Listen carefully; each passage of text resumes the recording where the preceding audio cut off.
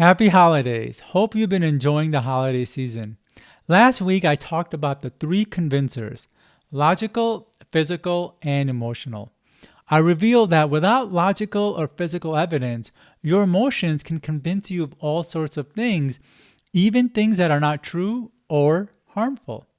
Catch that and related episodes here.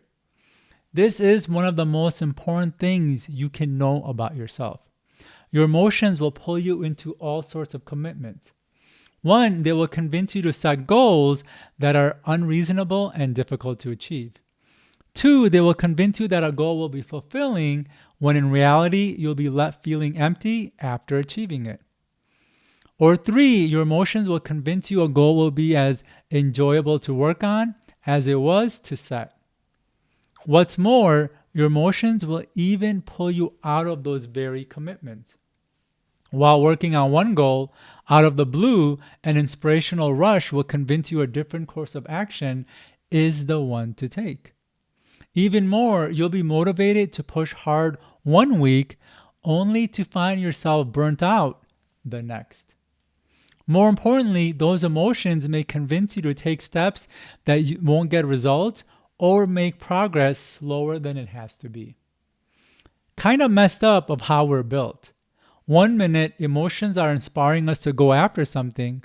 The next minute, those very emotions are doing things to keep us from going after it. Then we feel bad for not sticking with the commitment the emotions inspired us to take and at the same time kept us from taking. If you've ever wondered why people do crazy things, this should shed some light. Though we're not so crazy if you think about it. That's because we have two mechanisms that are in a way working against each other.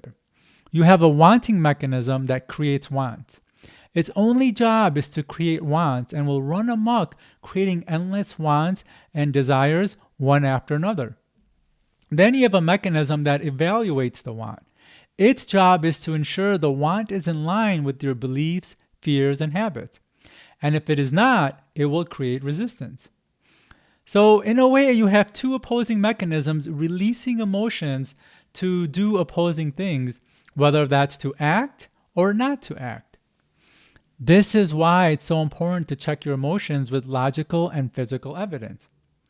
Ask yourself when setting a New Year's goal, are you sure next year will be different than prior years? If so, what will make it different?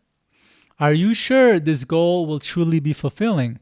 How can you ensure your wanting mechanism isn't running amok? Are you sure the inspirational rush isn't there to pull you away from another goal that you've already set? The challenge of being human is knowing when to trust your emotions and when to not. It's not easy to know the difference, but that's when looking for logical and physical evidence helps. A rule of thumb that's helped me is when I'm flooded with emotions of confidence and excitement, it's a sign that I should slow down and logically think through the decision. When I'm standing in doubt, I should look for physical evidence to trust myself to handle it. If you only go based on what you're feeling in the moment, then you'll be led in circles. One moment you'll have emotions of inspiration, the next moment emotions of resistance. And you'll just go back and forth between the two without moving in any direction. Well, this concludes the thread from the last few weeks and thus marks the last episode of the year. Hope it helps you stay on the straight and narrow in the new year. Make sure to like, subscribe, and leave a comment so you are notified of new episodes. Happy holidays and talk to you next year.